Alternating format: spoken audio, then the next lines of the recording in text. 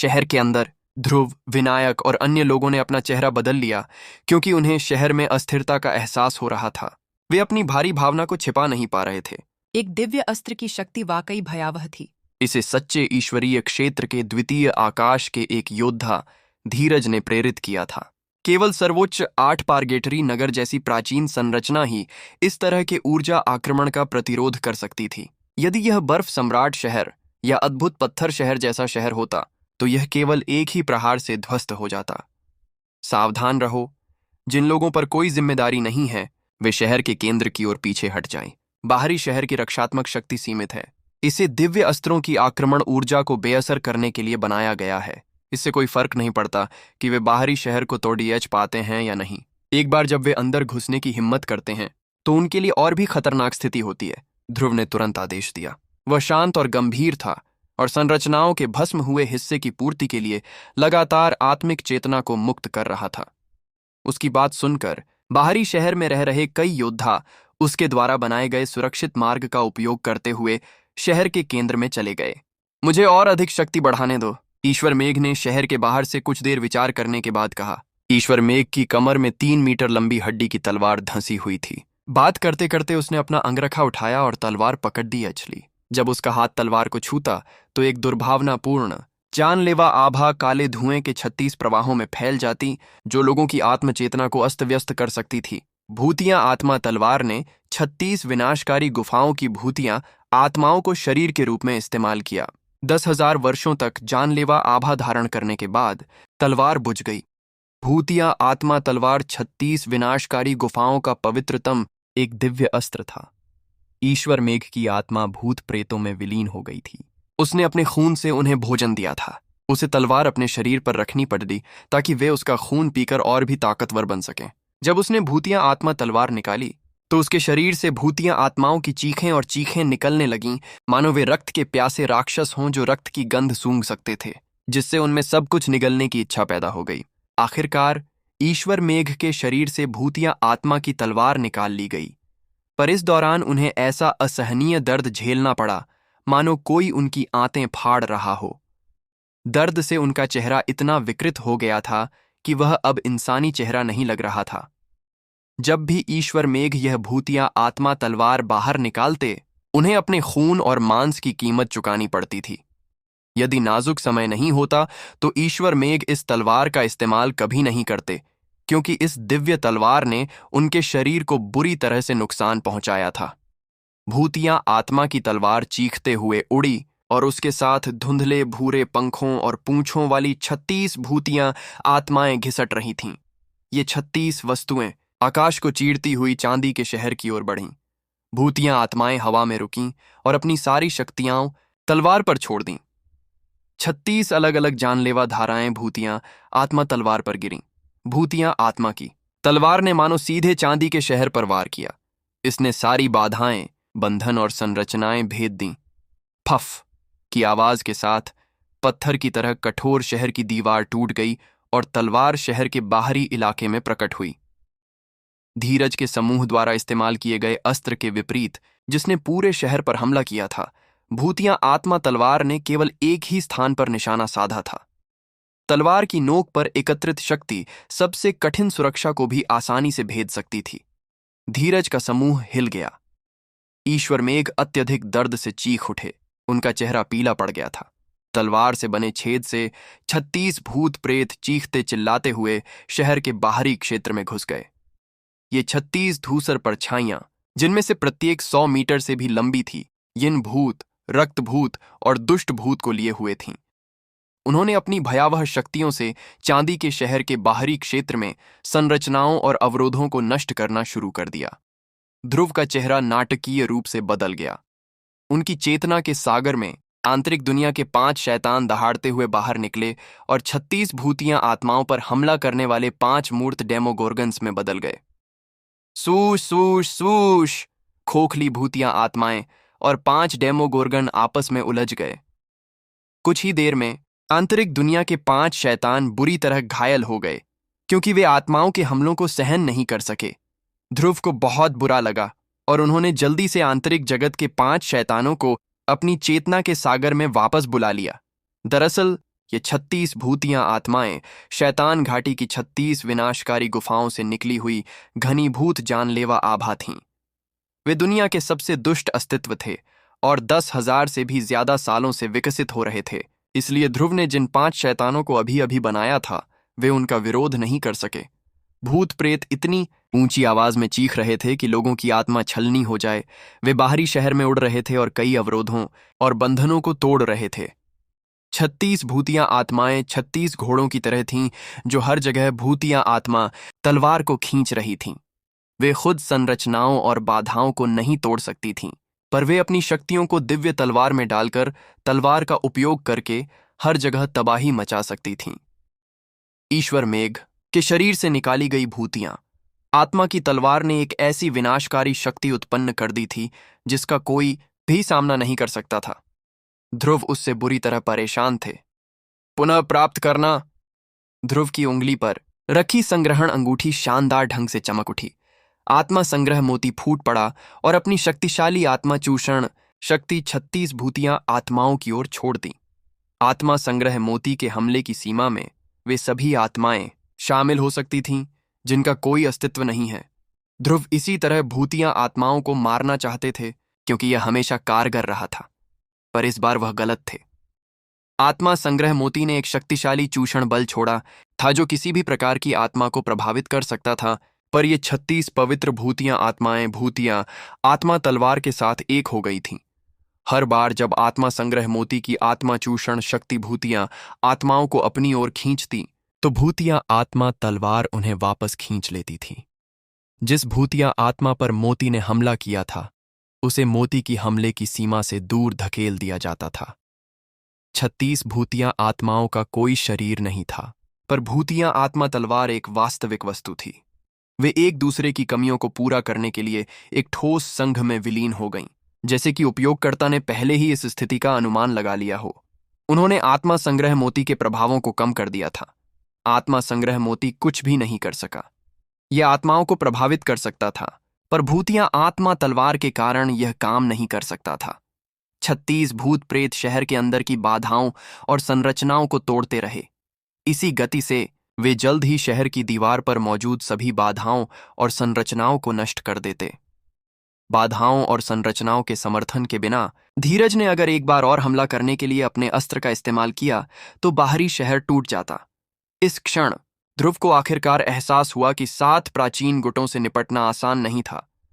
उनकी गहरी ताकत ऐसी नहीं थी जिसका अंदाजा कुछ सालों का अभ्यास करने वाला कोई भी युवक नहीं लगा सकता था। ध्रुव ने नहीं सोचा था कि हार के संकेत इतनी जल्दी आ जाएंगे। उन्होंने अपनी सुरक्षा की पहली परत खो दी थी। इस समय कुछ निम्न क्षेत्रीय योद्धा अभी भी बाहरी शहर में थे। यदि दीवारें तोड़ दी जातीं तो वे उजागर हो जाते और दूसरे उन्हें आसानी से मार सकते थे। राखी का समूह भी अभी भी वहां था। ध्रुव चिंतित थे। ठीक इसी समय मार्कश बाहरी शहर से भौहें चढ़ा रहे थे। उनके हाथ में ड्रैगन बेंत हिल रहा था। ड्रैगन बेंत से 300 मीटर लंबा देवदार का लाल प्रकाश स्तंभ 36 भूतियां आत्माओं की ओर निकल रहा था। मार्कश ने बेंत खींचा और प्रकाश ने भूरे पंखों और पूंछों को जकड़ लिया जो 36 भूतियां आत्माओं और दिव्य तलवार को जोड़ते थे।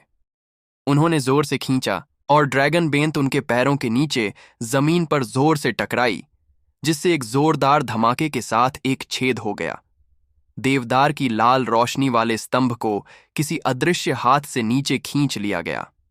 36 भूत प्रेत और तलवार को प्रकाश स्तंभ के साथ एक साथ नीचे खींच लिया गया, मानो कोई उन्हें बहुत आक्रोश के साथ खींच रहा हो। ध्रुव अपनी तनावग्रस्त नसों को आराम दे सकते थे। मार्कश का हमला उनकी उम्मीद से ज्यादा जोरदार था। उन्होंने दुष्ट दैवीय हथियार भूतिया आत्मा तलवार को रोक दिया था। ड्रैगन बेंत से निकली देवदार लाल रोशनी ने 36 भूत प्रेतों और भूत प्रेत तलवार को अतुलनीय शक्ति से बांध कर निचोड़ लिया था। तलवार न तो हिल सकती थी और न ही किसी और चीज को तोड़ सकती थी। दिव्य महान भूमि का सबसे रहस्यमय बूढ़ा सचमुच अपनी प्रतिष्ठा पर खरा उतरा था। वह अकल्पनीय रूप से शक्तिशाली थे। तुम किसका इंतजार कर रहे हो? अपने आदमियों को यहां से निकालो, मार्कश चिल्लाए। ध्रुव को झटका लगा। उन्होंने जल्दी से अपने लोगों से कहा, आत्मिक क्षेत्र के योद्धाओं, जल्दी से शहर के केंद्र की ओर लौट जाओ। जब वह बात कर रहे थे तो चमकदार मार्ग प्रकट हुए जो चांदी के शहर के गहरे स्थान तक फैले हुए थे। राखी जैसे निम्न क्षेत्र के योद्धाओं ने बिना किसी हिचकिचाहट के शहर के केंद्र की ओर तेजी से उड़ान भरी। धन्यवाद। अपने लोगों को सुरक्षित वापस लौटते देख ध्रुव अपनी सच्ची प्रशंसा दिखाने के लिए नीचे झुके। शुक्रिया कहने की जरूरत नहीं है छोटे दोस्त। क्या मेरी पोती अब शहर में आ सकती है? मार्कश बेपरवाही से मुस्कुराए। मुझे लगता है कि मैंने साबित कर दिया है कि मैं भरोसेमंद हूं। ध्रुव ने कुछ नहीं कहा और लगातार अपना सिर हिलाते रहे। छोटी माधवी, तुम शहर के केंद्र में जाओ। यहां खतरा है। मैं बाद में तुम्हें ढूंढ लूंगा। मार्कश ने माधवी के बालों पर हाथ फेरा और प्यार से कहा, दादाजी, सावधान रहें। धीरज की टीम अब आपके साथ सम्मान से पेश नहीं आएगी। वे आप पर पूरी ताकत से हमला करेंगे। माधवी ने चिंतित होकर कहा, चिंता मत करो, मैं समझता हूं। मुझे पता है कि अगर मैं इस पक्ष में शामिल हो गया तो हम फिर कभी साथ नहीं रह पाएंगे। मार्कश मुस्कुराए। बेशक उन्हें उस स्थिति का डर नहीं था। शहर के बाहर ईश्वर मेघ को ऐसा लगा जैसे उन्हें जोर से चोट लगी हो। उनके मुंह से खून बहने लगा। उनका चेहरा खराब हो गया। वह भारी आवाज में चिल्लाए, बूढ़े मार्कश, तुमने उनकी मदद की। तुमने उनकी मदद की। भूतिया आत्मा तलवार और उनका एक आत्मा संबंध था। हर भूतिया आत्मा उनकी आंखों और कानों की तरह थी। वह देख सकते थे कि मार्कश ने क्या किया था, इसलिए वह जानते थे कि किसने उन पर कठोर हमला किया था। 7 प्राचीन गुटों के नेताओं में भी इस समय वही आक्रोश था। वे शहर की दीवार पर खड़े मार्कश पर चिल्लाने से खुद को रोक नहीं पाए। उनके चेहरे गुस्से से भर गए। बूढ़े मार्कश, तुम हमारे मानव कुल की ज्वाला को नष्ट करना चाहते हो। हजारों पीढ़ियों तक तुम मानव कुल के पापी रहोगे। यान के फुफकार उठी। उसका झुर्रियों वाला चेहरा ऐसे ऐंठ गया जैसे किसी सांप की पूंछ पर किसी ने पैर रख दिया हो। अब से मार्कश मानव कुल का आर्षी नहीं रहेगा। वह पूरे कुल का साझा दुश्मन है। धीरज ने गुस्से से चिल्लाते हुए कहा। उनका चेहरा गंभीर था। यदि मानव कुल की ज्वाला बुझ जाती है तो आपको यह जिम्मेदारी उठानी होगी। वेंडी चिल्लाए। मार्कश का चेहरा उदासीन था। उन्होंने शहर की दीवार से दूर क्षितिज की ओर देखा। मानव कुल की आशा की ज्योति केवल तुम्हारी ओर ही नहीं है। मेरी नजर में यह शहर हमारे भविष्य का प्रतिनिधित्व करता है और तुम वह पुरानी लहर हो जिसे त्याग दिया जाएगा। तुम्हारे विचार और दृष्टिकोण इतने पुराने जमाने के हैं। तुम इस चलन को स्वीकार ही नहीं करना चाहते। तुम हमारे मानव कुल की आशा की ज्योति को ऊर्जा प्रदान करोगे। मार्कश, धीरज और भैरव की टीम से क्रोधित थे। अरे बदतमीज बुड्ढे, तुम और मैं जान के दुश्मन हैं।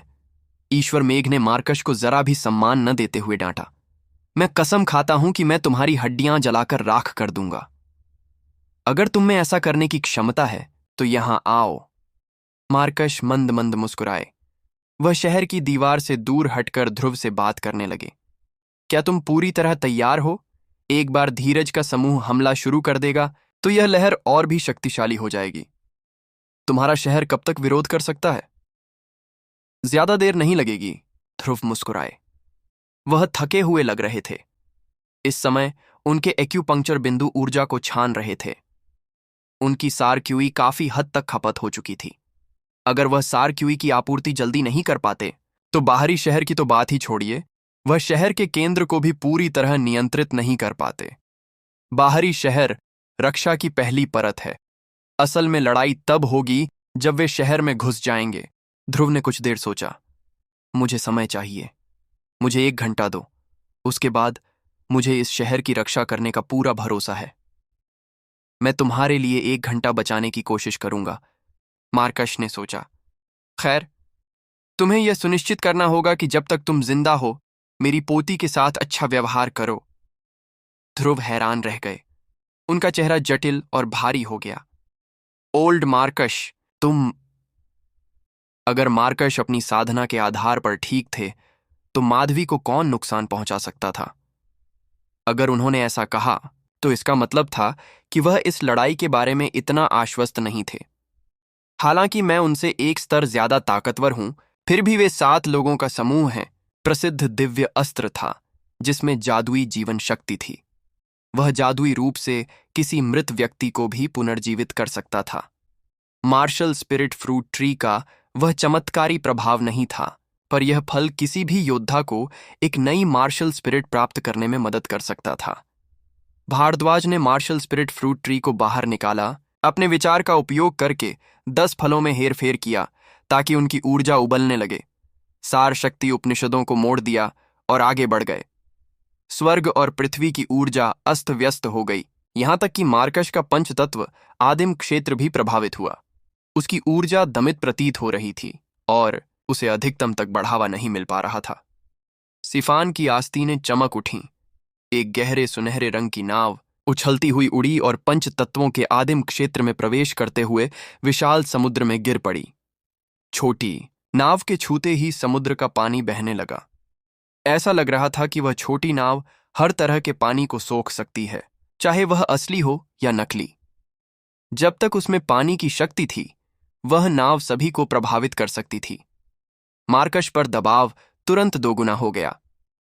भारद्वाज का मार्शल स्पिरिट फल वृक्ष, सिफान का गोल्ड बैटलशिप और धीरज का ओरिजिनल यूनिवर्स रिटर्निंग कॉल्ड्रॉन एक साथ सक्रिय हो गए। मार्कश का पंचतत्व आदिम क्षेत्र इस संयुक्त शक्ति के सामने संघर्ष करता हुआ प्रतीत हुआ। इस समय ईश्वर मेघ लगातार अपनी भूतियां आत्मा तलवार को उकसा रहे थे, उसे इधर उधर घुमाकर हमला कर रहे थे। मार्कश उन्हें रोकते रोकते थक गए थे। मार्कश गंभीर थे। वह पंचतत्वों की शक्ति इकट्ठा करने के लिए कई हस्त मुद्राएं बना रहे थे ताकि नष्ट और क्षतिग्रस्त क्षेत्रों को फिर से संतुलित किया जा सके। उनके पंचतत्व आदिम लोक में ऊर्जा स्रोत के रूप में पंचतत्व शक्तियां थीं। जब यह शक्ति अपना संतुलन खो देती तो यह लोक कुछ ऐसे खतरे पैदा करता जिनका वह पहले से अनुमान नहीं लगा सकते थे। जब वह सच्चे ईश्वरीय क्षेत्र के शिखर पर पहुंचे थे तो उन्होंने 5 तत्वों की शक्ति को परिवर्तित करने के लिए एक विशेष सिमुलेशन में सार क्यूई का लगातार उपयोग किया था और इस क्षेत्र का संतुलन बनाए रखने के लिए इसे बड़े पैमाने पर पंचतत्व आदिम क्षेत्र में डाला था। ध्रुव ने बाहरी दुनिया के दबाव को नहीं पहचाना था। जब उन्होंने क्रिस्टल जैसी स्पष्ट आत्मिक शक्ति ग्रहण की तो चेतना के सागर में नई आत्मिक चेतना ऊर्जा उमड़ पड़ी। उनकी आत्मा को ऊर्जा मिली जिससे परम 8 पारगेटरी नगर पर उनकी नियंत्रण शक्ति बढ़ गई। हालांकि उनके सार क्यूई प्रभामंडल में आई कमी अभी तक पूरी नहीं हुई थी। वह अभी भी रहस्यमय मार्शल आत्मा द्वारा सार क्यूई को छानने का इंतजार कर रहे थे। इस महत्वपूर्ण समय में उन्होंने अभी भी मन की स्पष्ट और दृढ़ स्थिति बनाए रखी, क्योंकि उन्होंने ध्यान भटकाने की हिम्मत नहीं की। यदि वह नकारात्मक भावनाओं को अपने मन पर हावी होने देते तो वह कभी भी सर्वोच्च 8 पारगेटरीज शहर को मजबूत नहीं कर पाते। उन्हें इस बात पर बहुत आश्चर्य हुआ कि इस बार एसेंस क्यूई फिल्टरिंग प्रक्रिया ने बहुत अधिक नकारात्मक भावनाएं उत्पन्न नहीं की। यह उस समय की बदौलत था जो उन्होंने उस जानवर के शरीर को बेतहाशा परिष्कृत करने में लगाया था। हर बार जब वह परिष्कृत करने का काम करते तो उनका मन और आत्मा हमेशा शांत रहते और उनकी आत्मा परमानंदित हो जाती। इससे उन्हें अवर्णनीय लाभ हुआ। वह अचानक भाग्यशाली महसूस करने लगे कि जब वह आत्मा क्षेत्र के तीसरे आकाश में पहुंच गए थे तो उन्होंने सच्चे ईश्वर क्षेत्र में प्रवेश करने के लिए सृष्टिकर्ता के दिव्य तालाब का उपयोग करने में जल्दबाजी नहीं की। राज्य को स्थिर रखना एक योद्धा के लिए बहुत सावधानी से किया जाने वाला कार्य था, अन्यथा मारा प्रकट होकर स्वयं ही अपना शत्रु बन जाता। एक योद्धा का सबसे बड़ा दुश्मन उसका ज़मीर होता है। अगर वह अपने दिल में उठ रही चुनौती पर काबू नहीं पा सका तो उससे पैदा होने वाला खतरा बहुत बड़ा होगा। अगर वह गंभीर न हो तो बस कुछ ही समय में उसके साथ कोई अनहोनी हो जाएगी। अगर वह गंभीर हो तो उसकी आत्मा सीधे टूट जाएगी। उनके सही कामों ने उन्हें इस छानने की प्रक्रिया के दौरान अपना दिमाग बनाए रखने में मदद की थी। खजाने की उनकी पागलपन भरी खोज का यही बड़ा फायदा था। उस शांत समय के बिना जिसने उनकी आत्मा को परिष्कृत किया था, इस क्षण वह अपनी आत्मा को अव्यवस्थित किए बिना लंबे समय तक प्रतीक्षा करने के लिए स्थिर नहीं रह सकते थे। चांदी के शहर के बाहर धीरज, भारद्वाज और सिफान ने मार्कश से निपटने के लिए दिव्य गुप्त खजानों का इस्तेमाल करके हर संभव कोशिश की थी, जिससे पंचतत्व आदिम क्षेत्र का संतुलन बिगड़ गया था। वे इस जादुई क्षेत्र को तोड़ना चाहते थे। मार्कश वाकई बेवजह डराने वाले थे। सच्चे देवलोक के योद्धाओं की घेराबंदी में उन्होंने यह नहीं दिखाया कि वह किसी वंचित स्थिति में हैं। हालांकि उनका पंचतत्व आदिम लोक थोड़ा विकृत था, फिर भी वह चांदी के शहर के सामने मजबूती से खड़ा था। यान के और वेंदी ने अभी तक कोई कार्रवाई नहीं की थी। उनके और मार्कश के बीच का रिश्ता उथला नहीं था। हालांकि उन्होंने अलग अलग रास्ते अपनाए, पर वे एक दूसरे पर घातक प्रहार नहीं कर सकते थे। इसलिए वे पंचतत्व आदिम क्षेत्र को तोड़ने वाली टीम में शामिल नहीं हुए। इसीलिए मार्कश अभी भी प्रतिरोध कर सकते थे। उनका राज्य अभी तक नष्ट नहीं हुआ था।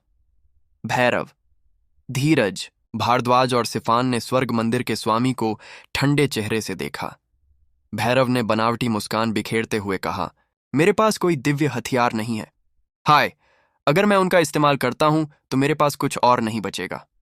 फिलहाल मेरे पास सिर्फ 2 टुकड़े हैं। मैं उन्हें बुतपरस्त कबीलों से निपटने के लिए रखना चाहता हूं। उन्होंने अपनी भंडारण अंगूठी से बुझाने वाली दिव्य खदान निकाली। दिव्य खदान मुट्ठी भर आकार की थी, जिसमें अनेक छिद्र थे। जैसे ही वह प्रकट हुई, दिव्य खदान हृदय की तरह धड़क उठी। यह स्वर्ग मंदिर का एक खतरनाक हथियार था। बुझाने वाली दिव्य खदान 7 प्रकार की तेज हवाओं और लगभग 1000 विभिन्न प्रकार की सहायक सामग्रियों से बनी थी, और इसमें एक भयावह शक्ति थी। स्वर्ग मंदिर में 7 परिवार थे। प्रत्येक परिवार एक भूमिगत गुफा की रखवाली करता था, जहां से लगातार तेज हवाएं निकलती रहती थीं। उन्होंने 7 गुफाओं से तेज हवा को इकट्ठा करके दिव्य शमन खदान को परिष्कृत किया था। दिव्य शमन खदान का एक टुकड़ा बनाने के लिए हवा को इकट्ठा करने और सामग्री को परिष्कृत करने में 1000 साल लगे। दूसरों के दिव्य खजानों से अलग, बुझाने वाली दिव्य खान एक उपभोग्य वस्तु थी। अगर वे उसका एक टुकड़ा इस्तेमाल कर लेते तो उसे वापस नहीं ला सकते थे। हालांकि इस दिव्य खदान की शक्ति बेहद भयावह थी। यह अद्भुत पत्थर के शहर जैसे शहर को उड़ा सकती थी और हर प्राणी को मार सकती थी। भैरव के पास बुझाने वाली दिव्य खान के केवल 2 टुकड़े थे। आमतौर पर जब स्वर्ग मंदिर किसी अत्यंत संकटपूर्ण स्थिति में होता था, तो वे एक टुकड़े का उपयोग करके सभी दुश्मनों को तुरंत मार गिराते थे। वह हमला नहीं करना चाहते थे, ताकि दिव्य खदान को बचाकर बाद में बेहतर सहायता प्राप्त कर सकें। हेवन टेम्पल के पास कोई दिव्य अस्त्र नहीं था, इसलिए यह बुझाने वाली दिव्य खदान आखिरी पल में उनके लिए जीवन रक्षक साबित हुई। अगर यह इतना कठिन न होता तो वह इसका इस्तेमाल नहीं करना चाहते। अन्य तीनों की डांट के कारण भैरव को अनिच्छा से एक बुझाने वाली दिव्य खान निकालनी पड़ी। दिव्य खदान बुझाओ। पंथवेश, जो घटनास्थल से 3 मील दूर खड़े थे, का रंग उड़ गया। वह तुरंत चिल्लाए, सब लोग 3 मील और पीछे हट जाओ। हमें इस चांदी के शहर से जितना हो सके दूर रहना होगा। वान जियांग का रंग उड़ गया और वह चिल्लाया, पीछे हटो, जल्दी। वे सभी बुझाने वाली दिव्य खदान की खतरनाक विशेषता से परिचित थे। यह दिव्य विस्फोटक वर्ग का सबसे अच्छा प्रतिनिधि था। एक बार इसका इस्तेमाल हो जाए तो सब कुछ नष्ट हो जाएगा। जिस किसी ने भी बुझती दिव्य खदान की प्रसिद्धि के बारे में सुना था, उसे आगे कोई स्पष्टीकरण सुनने की जरूरत नहीं पड़ी। वे पागलों की तरह ऐसे भागे मानो उन्होंने भूत देख लिए हों। भैरव ने अपना हाथ घुमाया और पंचतत्वों के आदिम क्षेत्र की ओर बुझाने वाली दिव्य खान को फेंका। मार्कश का चेहरा गंभीर हो गया। पहली बार उन्हें इतना गुस्सा आया था। उन्होंने अपनी आत्मा का इस्तेमाल पंचतत्वों के आदिम क्षेत्र को नियंत्रित करने के लिए किया और पागलपन से पंचतत्वों की शक्ति का आह्वान किया। उन्होंने अपनी आवाज ऊंची कर दी, भैरव, तुमने बुझाने वाली दिव्य खदान का इस्तेमाल करने की हिम्मत की। मैं अब तुम लोगों की परवाह नहीं करूंगा। अब से मैं सिर्फ रक्षा नहीं करूंगा। उन्होंने केवल बचाव के लिए पंचतत्वों के आदिम क्षेत्र का उपयोग किया, चांदी के शहर की रक्षा की और ध्रुव को अधिक समय दिया। युद्ध से पहले उन्होंने ध्रुव से कहा था कि वह केवल प्रतिरोध करने में उनकी मदद करेंगे और वह 7 प्राचीन गुटों के सदस्यों को नहीं मारेंगे। यहां तक कि जब धीरज, भारद्वाज और सिफान ने दिव्य हथियारों का उपयोग करना शुरू किया, तब भी उन्होंने अपना नियम नहीं बदला, क्योंकि वह वास्तव में 7 प्राचीन गुटों से मुंह नहीं मोड़ना चाहते थे। चाहे जो भी हो, उनके मन में 7 प्राचीन गुट मानव कुल के सदस्य थे। वह मानवता की ज्योति को जगाए रखने के लिए अपना सर्वश्रेष्ठ प्रयास करना चाहते थे। वह लोगों को अंतिम छोर पर नहीं देखना चाहते थे। हालांकि जब भैरव ने दिव्य खदान निकाली तो वह क्रोधित हो गए। बुझती दिव्य खदान के प्रकट होने का मतलब था कि 7 प्राचीन गुटों ने खेल को अंत तक खेलने का निश्चय कर लिया था। न केवल उन्हें मारना, बल्कि वे सिल्वर सिटी के बाकी सभी लोगों को भी मार डालना चाहते थे। उन्होंने उन्हें वापस जाने का रास्ता नहीं बताया। मार्कश अब अपने गुस्से को दबा नहीं सके। उनकी चीख सुनकर भैरव झिझक गए। बुझती दिव्य खदान हवा में कांप रही थी, पंचतत्वों के आदिम क्षेत्र में उड़ रही थी। वह अभी तक उस क्षेत्र में नहीं गिरी थी। भैरव, तुम क्या कर रहे हो? ईश्वर मेघ इतना गुस्से में थे कि उनका चेहरा बैंगनी पड़ गया। वह गुस्से से गरजे। धीरज ने उन्हें ठंडी निगाहों से घूरा। भैरव, अगर ध्रुव इस बार नहीं मरा तो तुम्हारे पास बाद में कोई मौका नहीं बचेगा। भैरव की पुतलियां सिकुड़ गईं। आखिरकार उन्होंने अपना मन बना लिया और अपनी आवाज ऊंची कर ली। बूढ़े मार्कश, मुझे दोष मत दो। तुमने अपना रास्ता चुन लिया है। फिर बुझती हुई दिव्य खान गड़गड़ाहट के साथ गिर पड़ी और पंचतत्वों के आदिम क्षेत्र में लुप्त हो गई। बुझती दिव्य खदान को क्षेत्र में गिरते देख धीरज, सिफान और भारद्वाज ने छोड़े गए दिव्य अस्त्र वापस ले लिए। वे पंचतत्व आदिम क्षेत्र से दूर ही रहे, क्योंकि उन्हें हमले की सीमा में आने का डर था। कोई आवाज नहीं हुई, कोई धरती हिला देने वाला विस्फोट नहीं हुआ, आसमान में कोई अजीबोगरीब घटना नहीं हुई। पर शहर की दीवार पर खड़े मार्कश के मुंह से खून निकल आया। वह एकदम से पीला पड़ गए, मानो कोई उनके दिल को जोर से दबा रहा हो। वह दर्द से छटपटाते हुए दुबक गए। पंचतत्वों का आदिम क्षेत्र उनकी आत्मा से जुड़ा था। लोगों की चौकस निगाहों के नीचे वह फटे कपड़े की चादर की तरह बिखर गया। लोगों के दिलों में एक ऊर्जा का झटका फैल गया। कई निम्न राज्य योद्धा गिर पड़े, उनके चेहरों पर 7 छेदों से खून रिस रहा था। पंचतत्वों का आदिम क्षेत्र टुकड़ों में बिखर गया। प्रकाश चमक उठा, छोटे छोटे प्रकाश बिंदु चमक रहे थे और हिल रहे थे, जिससे एक भयानक ऊर्जा का आभा मंडल फैल रहा था। मार्कश घबराकर जमीन पर गिर पड़े। उनका चेहरा बिगड़ गया। परम 8 यातना गृहों वाले शहर की कठोर बाहरी दीवार जब प्रकाश के बिंदुओं से टकराई तो पत्थर के टुकड़ों में बदल गई। हवा ने उन्हें तुरंत उड़ा दिया। अनेक लोगों के प्रयासों से निर्मित अवरोधों और संरचनाओं सहित पूरा विशाल बाहरी शहर तुरंत धूल में बदल गया। जब धूल हवा के साथ उड़ रही थी, तब धरती को हिला देने वाले विस्फोटों की गूंज हो रही थी, जो लोगों की आत्माओं पर चोट कर रहे थे। जहां धीरज और पंथवेश खड़े थे, ठीक वहीं एक जोरदार भूकंप आया। जमीन फट गई, मानो कोई उसे चीरने की कोशिश कर रहा हो। मार्कश ने अपनी ऊर्जा की अंतिम किरण का उपयोग करके एक बार फिर पंचतत्वों के आदिम क्षेत्र का निर्माण करने का प्रयास किया। इस समय धीरज, सिफान और भारद्वाज ने पंचतत्व शक्तियों को एक दूसरे के साथ इकट्ठा होने से रोकने के लिए दूसरी बार अपने दिव्य हथियारों का उपयोग किया था। इस समय दिव्य महान भूमि का सबसे रहस्यमय बूढ़ा खून से लथपथ था, मानो उनका चेहरा नष्ट हो गया हो। वह दयनीय रूप से कमजोर लग रहे थे और उनकी आत्मा बुरी तरह क्षतिग्रस्त हो गई थी। यानके ने गहरी आवाज में कहा, उसे ऐसा करने की क्या जरूरत है? आह! उनका चेहरा ईर्ष्या से भरा हुआ था। उन्हें मार्कश की हालत देखकर दुख हुआ। वह जानती थीं कि अगर मार्कश मरे भी नहीं तो भी उन्हें ठीक होने में बहुत मेहनत लगेगी। अब चलो। जैसे ही शहर की दीवार ढही, शहर के केंद्र की ओर कई रास्ते दिखाई देने लगे। विनायक और वैगरा का समूह बिजली की गति से तुरंत ही उस रास्ते में गायब हो गया। ध्रुव ने सम्मानपूर्वक मार्कश का साथ दिया और बूढ़े को शहर के केंद्र में खींच लिया। मार्कश खून से लथपथ थे, अपने कंधे पर उदास स्वर में बोल रहे थे, छोटे दोस्त, मैं तुम्हें 1 घंटा नहीं दे सका, मुझे माफ करना। ध्रुव ने शांत स्वर में कहा, बस तुमने काफी योगदान दे दिया है, बाकी मुझ पर छोड़ दो। ध्रुव उड़ते हुए से भी ज्यादा तेजी से दौड़कर मार्कश को पीछे छोड़कर शहर के केंद्र में पहुंच गए। कुछ ही देर में वह वहां पहुंच गए।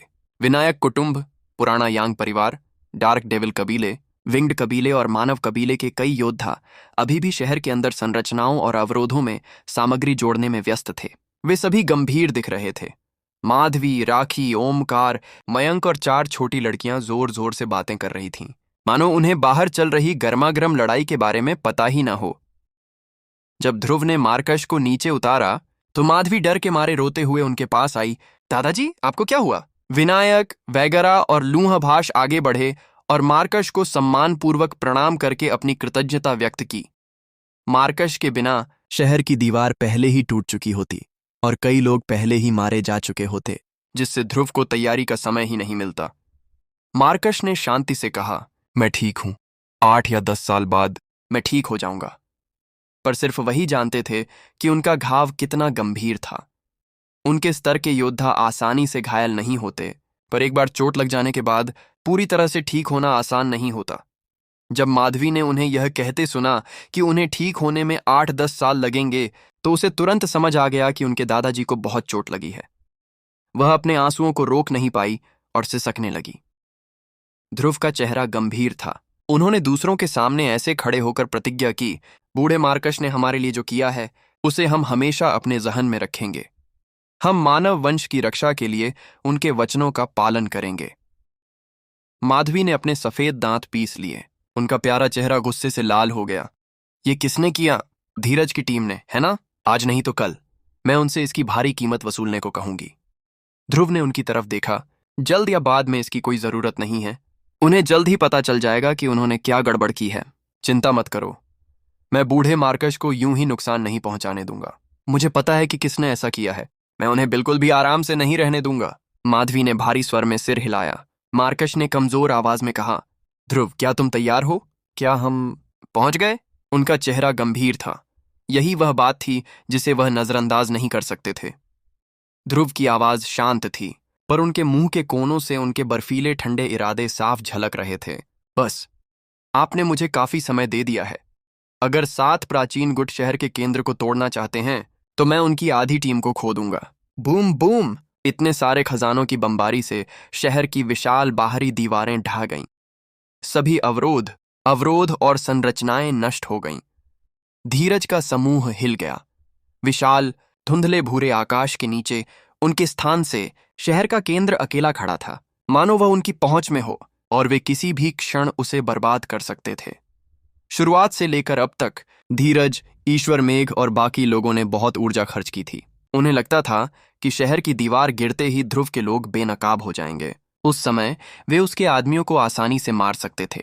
हालांकि बाहरी शहर की शक्ति को देखते हुए, भले ही उन्होंने इसे पहले ही तोड़ दिया हो, किसी ने भी शहर के केंद्र पर हमला करने का बीड़ा उठाने की हिम्मत नहीं की। ईश्वर मेघ की आंखें ठंडी तलवार की तरह तेज थीं। उनकी आस्तीन के चारों ओर एक जानलेवा आभा फैली हुई थी, जो भूतियां आत्मा तलवार को उस अजीब क्षेत्र को भांपने के लिए प्रेरित कर रही थीं। धुंधले धूसर आकाश के नीचे एक भूतिया आत्मा तलवार ने एक चक्कर लगाते हुए उस जगह पर घुस बैठ की। अचानक उसने एक भिनभिनाहट भरी पर कान फाड़ देने वाली आवाज निकाली, जिसे सुनकर लोग चिढ़ सकते थे।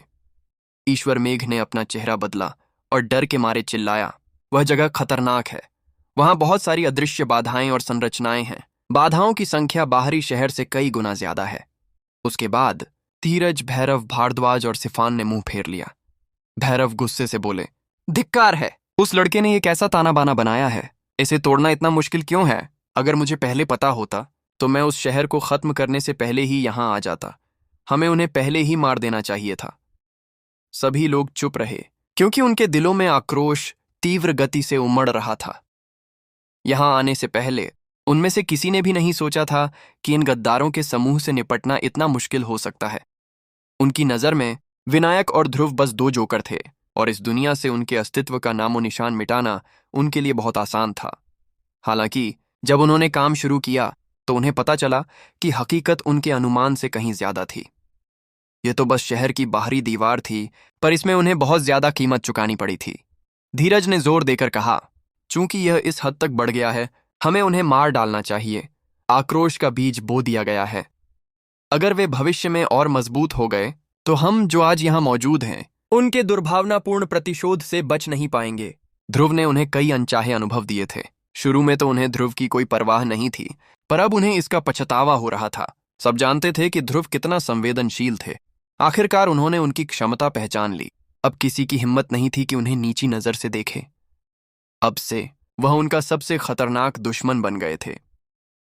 ईश्वर मेघ ने 3 सेकंड सोचा और फिर अचानक छुपा कातिल की ओर इशारा किया। हमें शहर को तोड़ना होगा। हमें उन्हें साफ करना होगा। तुम जाकर पहले जांच करो। अगर तुम्हें कुछ मिले तो वापस आकर तुरंत हमें खबर दो। हमें पता लगाना है कि अंदर क्या है। छुपा कातिल ने जरा भी संकोच नहीं किया। वह पागलों की तरह हंसा और इंद्रधनुष की तरह शहर के केंद्र की ओर दौड़ पड़ा। युद्धस्थल से 10 मील दूर पंथवेश, वान जियांग और बुजुर्ग तारण डरे हुए थे। वे सभी गंभीर दिख रहे थे। वान जियांग का चेहरा अजीब सा था। उन्होंने सिर हिलाया क्योंकि उन्हें लगा कि उन्होंने ध्रुव को गलत समझा है। यह अविश्वसनीय है कि बूढ़े मार्कश ध्रुव के पक्ष में खड़े हैं। मुझे लगा था कि वह केवल दोनों पक्षों के बीच विवाद सुलझाने के लिए वहां हैं। वह बच्चा, क्या वह बूढ़े मार्कश की सुरक्षा के लायक है? मुझे समझ नहीं आ रहा कि उसके पास बूढ़े मार्कश का पक्ष पाने के लिए कौन सी अच्छी बातें हैं। दरअसल मैं उन्हें साफ करने के लिए राजी नहीं हुआ था, पर मैं धीरज की टीम को नुकसान उठाते हुए नहीं देखना चाहता। वे जल्द ही विदेशी कबीलों का मुकाबला करने वाली मुख्य ताकत बनेंगे। पंथवेश ने अपनी भौहें चढ़ाईं। मुझे लगता है बूढ़े मार्कश ने ध्रुव पर दांव लगाया है। हालांकि मुझे नहीं पता क्यों, पर मुझे बूढ़े मार्कश की बुद्धिमानी भरी दूरदर्शिता पर विश्वास है। थोड़ी देर रुककर पंथवेश ने वान जियांग को गहरी नजर से देखा और कहा, इतने साल हो गए, क्या तुमने कभी बूढ़े मार्कश को गलतियां करते देखा है? खासकर तब जब मानव कुल के भविष्य पर विचार करने का समय हो। वान जियांग आश्चर्यचकित रह गए। विचार करते हुए उनकी आंखों से दिव्य प्रकाश फूट पड़ा। वह लड़ाकू संघ के अधिपति थे और उन्होंने वर्षों में कई अनुभव प्राप्त किए थे। हर बार जब मार्कश प्रकट होते तो वह लोगों को विपत्ति से उबरने में मदद करते। कभी कभी लोग उनके कार्य को समझा नहीं पाते थे, हालांकि अंततः वास्तविकता ने साबित कर दिया कि वह सही थे। इस बार भी क्या ऐसा ही होगा? वान जियांग का मन सूती धागों के उलझे हुए बंडल की तरह उलझा हुआ था। उन्होंने आगे खोजने की हिम्मत नहीं की। बाली संतुष्ट होकर हंसा। यह अविश्वसनीय है कि ध्रुव बॉस इतना कूल है। हा हा। मुझे पता है कि जो भी उसे कम आंकने की हिम्मत करेगा उसे अंततः भारी नुकसान उठाना पड़ेगा। जब हम डार्क मैग्नेटिक नॉक्सियस मिस्ट में थे तो ध्रुव बॉस का दायरा ऊंचा नहीं था, पर उसने उन लोगों को चौंका दिया था जो उससे कहीं ज्यादा ताकतवर थे, और अंत में उन सभी को एक दुखद अंत का सामना करना पड़ा। बुजुर्ग तारण ने उसे घूरा, अपना सिर खुजाया क्योंकि उन्हें किसी भी बात पर यकीन नहीं था। खैर, इस बार वे दिव्य महान भूमि में 7 प्राचीन गुटों के नेता हैं। बच्चे, पूजक ने ऊंची आवाज में चिल्लाते हुए कहा। तो क्या ध्रुव बॉस ज्यादा ताकतवर है? वह उस साल आकाश क्षेत्र के शुरुआती चरण में था और आज वह आत्मिक क्षेत्र के शिखर पर पहुंच गया है। मैं उस दिन का इंतजार कर रहा हूं जब वह सच्चे ईश्वरीय क्षेत्र में प्रवेश करेगा। मुझे हमेशा लगता है कि जब वह सच्चे ईश्वरीय क्षेत्र में पहुंचेगा तो वह दिव्य महान भूमि की संरचना बदल देगा। सार्कल को लगा जैसे कोई बड़ा पत्थर उन पर लगा हो। वह कांप उठे और सहज भाव से पूछा, ढांचा बदलो? कौन सा ढांचा? पूजक ने जवाब दिया, शायद 7 प्राचीन गुट अब शासन नहीं करेंगे। भविष्य में ध्रुव की सेना दिव्य महान भूमि की सबसे शक्तिशाली शक्ति होगी। मुझे पता है कि मेरी धारणा का कोई प्रमाण नहीं है। हालांकि ध्रुव के अभियान हमेशा अकल्पनीय चीजों से भरे होते हैं। मुझे उस पर विश्वास है। बुजुर्ग तारण और सार्कल ने अपना चेहरा बदल लिया। हौरान और अभिमन्यु ने कुछ नहीं कहा। वे सब डरे हुए थे। पूजक ने उनके मन में छाई घनी धुंध को मिटा दिया था, क्योंकि उन्हें उस पल भविष्य दिखाई दे रहा था। संबाली ने अभिमन्यु की ओर देखा। अभिमन्यु, तुम्हें क्या लगता है? तुम ध्रुव से ज्यादा परिचित हो। क्या तुम्हें लगता है कि उसमें वह क्षमता है? अभिमन्यु ने कुछ देर सोचा, मानो अपने शब्दों पर विचार कर रहे हों। मैं कोई अनुमान लगाने की हिम्मत नहीं करता। हालांकि उस साल जब वह अनंत सागर में आकाश क्षेत्र में था, उसने कई आत्मिक क्षेत्र के विशेषज्ञों को परेशान किया था। अंततः उसने विनायक कुटुंब को पूरे सागर का अधिपति बनाने के लिए केवल अपने आप पर ही निर्भर किया था। शायद इतिहास दोहराएगा। हा हा, कौन जाने? संबाली, सुशानी, बुजुर्ग तारण और सार्कल ने उन्हें सुनकर अपना चेहरा बदल लिया। बुजुर्ग तारण ने अपने शब्दों में एक छिपे अर्थ के साथ कहा, हाँ, मुझे लगता है कि हमें अपने भविष्य पर गंभीरता से विचार करना चाहिए। सार्कल ने सहमति में सिर हिलाया। हौरान ने मुस्कुराते हुए कहा, हमें नतीजों का इंतजार करना होगा। जब तक वे 7 प्राचीन गुटों की चुनौती पर विजय पा लेते हैं, तब तक उनके पास बातचीत के लिए एक भविष्य होगा। इस समय मुझे लगता है कि यह थोड़ा जल्दी होगा। हालांकि उन्होंने सकारात्मक बातें कहीं, पर उनके मन में केवल एक अस्पष्ट आशा थी कि ध्रुव यह लड़ाई जीतेंगे। वे किसी चमत्कार की प्रतीक्षा कर रहे थे। धीरज, ईश्वर मेघ, भैरव, भारद्वाज यानी और वेंदी अपने सामने फैले विशाल धूसर आकाश को ध्यान से देख रहे थे और छुपा कातिल के अपनी रिपोर्ट के साथ वापस आने का इंतजार कर रहे थे। छुपा कातिल को शहर में घुसे 15 मिनट हो चुके थे। उन्हें उसकी तरफ से कोई सूचना नहीं भेजी गई थी। शहर में दाखिल होते ही मानो वह हवा में गायब हो गया। यहां तक कि धीरज और भारद्वाज, जिनकी आत्माएं शक्तिशाली थीं, भी उसकी आत्मा की आभा को महसूस नहीं कर पाए। धीरे धीरे उनके दिलों में बेचैनी बढ़ती जा रही थी। उन्हें शहर अपनी पहुंच में दिखाई दे रहा था, पर वह किसी ऐसे सांप की तरह था जो अंधेरे में घात लगाए बैठा था, और जो भी उसके इलाके में घुसने की हिम्मत करता उस पर हमला कर देता। धीरज अचानक चिल्लाए, हम ज्यादा देर तक इंतजार नहीं कर सकते। बाकी लोगों ने सिर हिलाया। वे समझ गए कि विदेशी जनजातियां उन्हें देख रही हैं। उनके पास इस तरह बर्बाद करने के लिए ज्यादा समय नहीं था। भैरव ने सुझाव दिया, हमें अब हमला करना चाहिए। ईश्वर मेघ ने उत्तर दिया, मैं सहमत हूं। उन्होंने अपनी मुट्ठियां रगड़ी और दिव्य खजाने को फिर से बाहर निकाला। वे ऊर्जा संचय करने लगे और सबसे भयंकर आक्रमण की तैयारी करने लगे। पर अचानक उस धुंधले आसमान में एक हल्का सा बिंदु दिखाई दिया। वह बिंदु ज्यादा चमकदार तो नहीं था, पर हर कोई उसे साफ देख सकता था। वह प्रभामंडल बनाने वाली वस्तु छुपा कातिल का सिर था, शरीर नहीं। उसके राख जैसे चेहरे पर अभी भी अत्यंत निराशा और भय के भाव थे, मानो किसी ने जीवित रहते हुए उसकी खाल खींच ली हो, और जब वह जीवित था तो उसने अत्यधिक यातनाएं झेली थीं। हर किसी के रोंगटे खड़े हो गए। छुपा कातिल का सिर कांप उठा और एक रोशनी धीरे धीरे चमक उठी। अब लोग उसे साफ देख सकते थे। इस समय न केवल धीरज और ईश्वर में एक सिर देख सकते थे, बल्कि आकाश क्षेत्र और निर्वाण क्षेत्र के योद्धा भी देख सकते थे। ऐसा लग रहा था जैसे छुपा कातिल जब जिंदा था तब उसने एक जबरदस्त दर्द सहा था। उसका चेहरा अब भी गहरे डर से भरा था, मानो उसने दुनिया की सबसे डरावनी चीज देख ली हो। यह इतना भयानक था कि अगर वह मर भी जाता तो भी उसे भूल नहीं पाता। जिन लोगों ने उसका सिर देखा, उनके दिलों में एक गहरा डर उमड़ आया, मानो उनकी रीढ़ की हड्डी में सिहरन दौड़ गई हो। हमला करने का विचार मानो थम गया, जैसे किसी ने उस पर ठंडे पानी की बाल्टी डाल दी हो। उनका उत्साह गायब हो गया।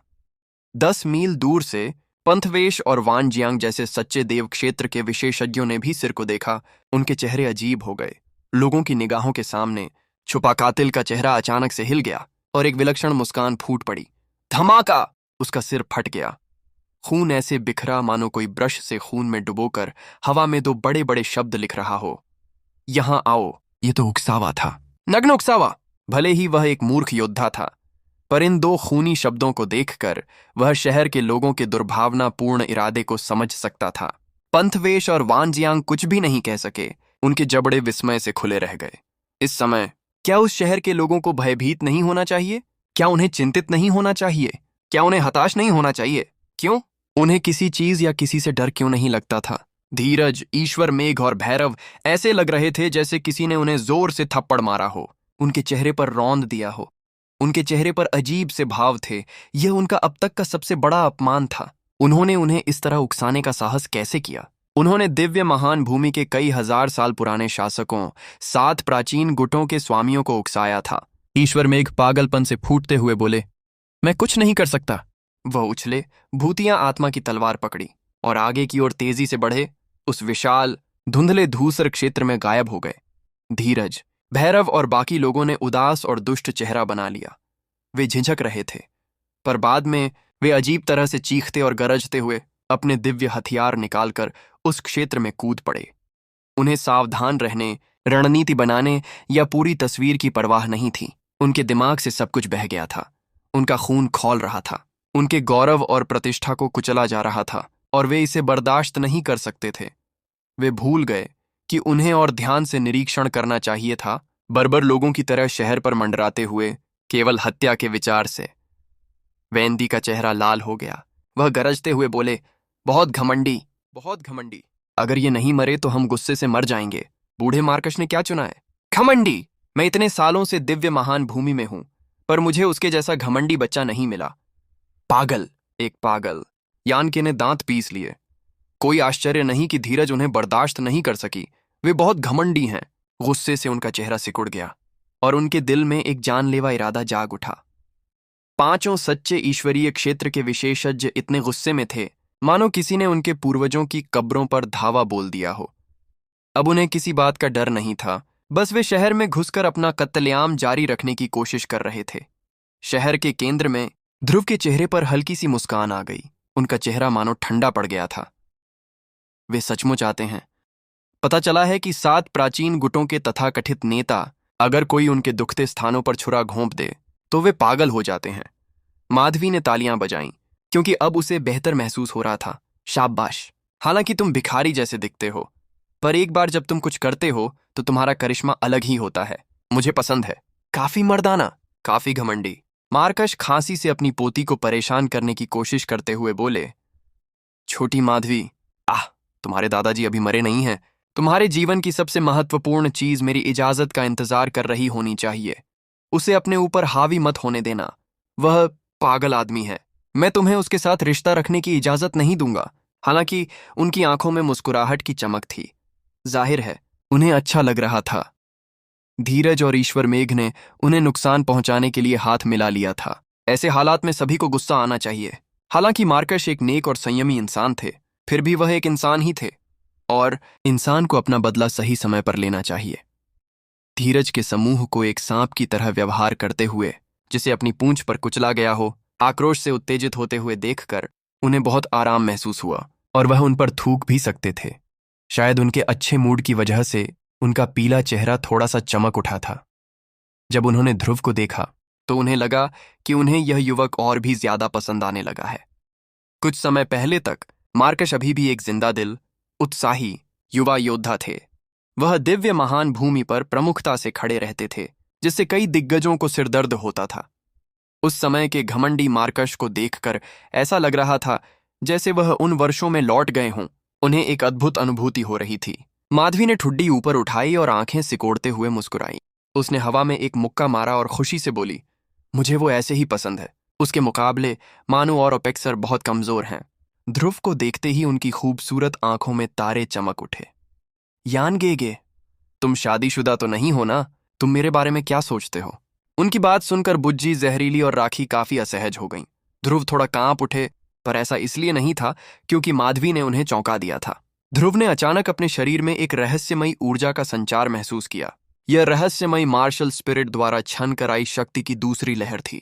उन्होंने रहस्यमय ऊर्जा की पहली लहर को सार क्यूई प्रभामंडल की ओर निर्देशित किया था ताकि उसे पूरक बनाया जा सके। दूसरी लहर ज्यादा शक्तिशाली थी, पर इस समय उनकी सार क्यूई प्रचुर मात्रा में थी। उन्हें और अधिक अवशोषित करने की आवश्यकता नहीं थी। चांदी के शहर ने 7 प्राचीन गुटों के कई योद्धाओं पर हमला करके उन्हें मार डाला था। उनके शवों से निकला सार क्यूई बहुत बड़ा था, उनकी अपेक्षा से कहीं ज्यादा। हालांकि इस समय वह अपने शरीर को परिष्कृत करने के लिए उस अजीब ऊर्जा का उपयोग नहीं करना चाहते थे। उनके पास ज्यादा समय नहीं था। उन्होंने सोचा और फिर उनकी आंखें चमक उठीं। उन्होंने दोनों बाहें फैलाकर मार्कश को गले लगा लिया। मार्कश का बूढ़ा शरीर कांप उठा। उनकी आंखों से एक अजीब सी रोशनी निकल रही थी। माधवी ने अपना मुंह ढक लिया और धीमी चीख निकाली, यान गेगे, तुम ये क्या कर रहे हो? अगर मेरे दादाजी भी तुम्हारी और मेरी शादी को मंजूर नहीं करते तो भी तुम्हें ऐसा करने की जरूरत नहीं है। विनायक के समूह भी हैरान थे। उन्हें समझ नहीं आ रहा था कि उन्होंने ऐसा क्यों किया। फिर भी उन्होंने कोई प्रतिक्रिया नहीं दी। सिर्फ माधवी चिल्ला रही थी क्योंकि उसे कुछ समझ नहीं आ रहा था। उसे लगा कि ध्रुव मार्कश को अपनी बात मनवाना चाहते हैं या कुछ और। एक अजीब सी भावना उसके मन में भर गई और धीरे धीरे बढ़ती गई। मार्कश हाँफने लगे। उनका पीला चेहरा चमकने लगा, मानो उनके सिकुड़े हुए शरीर में एक अजीब सी स्फूर्ति उमड़ रही हो। हर कोई हैरान था। बुज्जी और जहरीली के चेहरे पर लालिमा छा गई। उन्हें कुछ रोमांटिक यादें याद आ गईं। वे शर्मा गए, उनकी आंखें नम हो गईं। लूहभाष मार्कश को देखकर दंग रह गए। वह अचानक कर्कश स्वर में चिल्लाए, ये प्रबल जीवन शक्ति है। बूढ़े मार्कश ठीक हो गए हैं। माधवी का कोमल शरीर कांप उठा। वह अपनी खुशी छिपा नहीं पाई। कैसे? ऐसा कैसे हो सकता है? ध्रुव ने बूढ़े आदमी को नीचे उतारा। उनकी आंखें अभी भी मुस्कुरा रही थीं। बूढ़े मार्कश ने हमें बहुत कुछ दिया है। मैंने तो बस उसे थोड़ा सा मुआवजा दिया था। मार्कश स्वस्थ होकर चमक रहे थे। उन्होंने अपना सिर घुमाया और अविश्वास से ध्रुव को देखा। उन्होंने कुछ नहीं कहा, पर वह समझ गए। मार्कश को पता था कि ध्रुव के पास एक बड़ा राज है। ध्रुव की रहस्यमयी ऊर्जा ने उनके क्षतिग्रस्त हिस्सों का 5वां हिस्सा ठीक कर दिया था। उनकी नसों और रक्त वाहिकाओं को नई ऊर्जा मिल गई थी। ध्रुव ने मुस्कुराते हुए कहा, बूढ़े मार्कश, अगर हम जारी रख सकें, अगर हमारे पास पर्याप्त समय हो, तो मैं आपको पहले की तरह ठीक होने में मदद कर सकता हूं। मार्कश हैरान रह गए। ध्रुव को देखते ही उनका बूढ़ा चेहरा खुशी और आश्चर्य से भर गया। मैं गलत नहीं था। हाँ, मैंने सही रास्ता चुना। मैं अचानक पूरी तरह से आश्वस्त हो गया कि इस बार सब ठीक हो जाएगा। हम सब सुरक्षित और स्वस्थ होंगे। ध्रुव बस मुस्कुराए और कुछ नहीं कहा। गड़गड़ाहट गड़गड़ाहट। हालांकि शहर के केंद्र के बाहर से धमाकों की गूंज सुनाई दी। धीरज और ईश्वर मेघ धीरे धीरे प्रकट हुए। वे दिव्य खजानों से शहर पर ताबड़तोड़ हमला कर रहे थे। सब अभी भी गहरे डर में डूबे हुए थे। उनके चेहरे का रंग उड़ गया था, पर उनकी आंखों में लड़ने की इच्छा जाग उठी थी। मार्कश ने सलाह दी, उन्हें कभी कम मत आंको। ध्रुव, तुम्हें सावधान रहना होगा। यान के और वेंदी से निपटना आसान नहीं है। सावधान रहना। ध्रुव ने जवाब दिया, ठीक है, मुझे पता है कि वे कितने शक्तिशाली हैं। मैं इतना मूर्ख नहीं हूं कि उनसे आमने सामने लड़ सकूं। मैं उनकी शक्ति समाप्त कर दूंगा। जब तक वे कमजोर और थके हुए न हो जाएं, तब तक रुको, फिर मैं उन्हें एक बड़ा सरप्राइज दूंगा। सतत रात्रि वन के किनारे पर फातिल ने आसमान में तैरते जादुई दर्पण को देखा और हल्की सी मुस्कान बिखेरी। उन्होंने शुरू कर दिया है। वे एक दूसरे को मार डालना चाहते हैं। अन्य विदेशी जनजातियों के नेता शैतानी ढंग से मुस्कुराए। उत्कृष्ट। फातिल ने सिर हिलाया, फिर दानव कबीले के तेज तर्रार लोगों को इशारा किया। हम अभी शुरू कर सकते हैं। हमारे आने तक इंतजार करो। सब कुछ साफ करने का समय हो गया है। चलें। तभी कोमोरोस अचानक चिल्लाए, जरा रुको, क्या हमें पहले शाश्वत रात्रि वन के मालिक का अभिवादन करना चाहिए? फातिल और जीजी रुके। कोमोरोस ने गंभीर चेहरे के साथ समझाया, सदाबहार देवता इस जंगल का मालिक है, राक्षस कुल का राशे। अगर हम उसे बताए बिना यहां घुस जाएं तो बाकी लोग ध्यान नहीं देंगे, पर वो सदाबहार देवता हैं। मुझे लगता है हमें उनसे मिलना चाहिए। राक्षस कुल हम में से ही एक है। हालांकि सदाबहार देवता कम ही दिखाई देते हैं, फिर भी मुझे लगता है कि वो ध्यान देते हैं। कम से कम हमें उनका व्यवहार तो जानना ही होगा। उस बूढ़े से बात करना आसान नहीं है। पातिल ने सिर हिलाया, ठीक है, सदाबहार देवता की ख्याति काफी दूर तक फैल चुकी है। मैं भी उनकी प्रशंसा करता हूं, फिर हमें उनसे मिलना चाहिए। बाकी 4 कुलों के नेता भी सहमत हो गए। उन्होंने थोड़ी देर विचार विमर्श किया और फिर दिशा बदलकर सदाबहार देवता के काले तालाब की ओर चल पड़े। फातिल, जीजी और बाकी 4 नेता काले कुंड के पास पहुंचे। कुंड में कलकल करते काले पानी को देखकर उनकी भौहें तन गईं। काले कुंड के ऊपर साल भर मंडराता घना काला धुआं छूट गया। तालाब शांत था। उन्होंने कोई आध्यात्मिक क्यूई हिलती हुई या कुछ भी अजीब नहीं देखा। हालांकि तालाब के ठीक बीच में एक पंक्ति लटकी हुई थी, बेवजह नुकसान न पहुंचाए। जाहिर है सदाबहार देवता यहां नहीं थे। उन्होंने बस उन्हें एक विचार दिया था, मानो उन्हें पहले से पता था कि ये लोग उनसे मिलने आएंगे। कोमोरोस का चेहरा पानी की तरह ठंडा था। उन्होंने अपनी बाईं तर्जनी उंगली से इशारा किया। एक हल्का सा गोला लहराता हुआ पूल के बीचों बीच घुसकर लाइन को छू गया। कुछ ही देर में आत्मिक ऊर्जा का एक प्रवाह सांप की तरह उनकी आत्मा के चारों ओर घूमने लगा, उनकी आत्मा को कुंड में खींचने की कोशिश कर रहा था। उस आत्मिक ऊर्जा में निषेध का एक आशय क्षेत्र था, जो लोगों की आत्मा में गहराई तक प्रवेश कर उसे नियंत्रित कर सकता था। कोमोरोस आत्मिक तकनीकों का इस्तेमाल करने में माहिर थे, पर उनकी आत्मा अभी भी संयमित थी। उन्हें अचानक ठंड का एहसास हुआ, मानो उनके शरीर पर बर्फ के कई टुकड़े गिर रहे हों। उनकी चेतना धुंधली हो गई।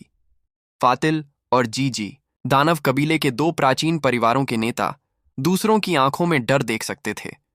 राक्षस कुल आत्मा की तकनीकों का इस्तेमाल करने में माहिर नहीं था, ये बात सबको पता थी।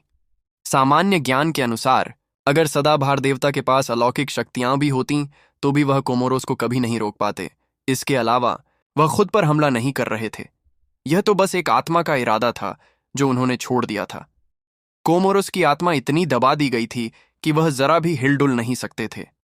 डार्क स्पिरिट कबीले के नेता कांते की आंखों की गहराई से, जिनमें कोई भावना नहीं झलक रही थी, एक इंद्रधनुषी रोशनी चमक उठी जो ब्लैक पूल की ओर जा रही थी। हालांकि जब प्रकाश ने शब्दों को छुआ तो वे बिखर गए, मानो किसी वज्र ने उन्हें तोड़ दिया हो। कांते की आंखें अस्त व्यस्त थीं। उनके शरीर पर धूसर रंग की बारीक धारियां उभर आईं, जो आपस में उलझी हुई थीं।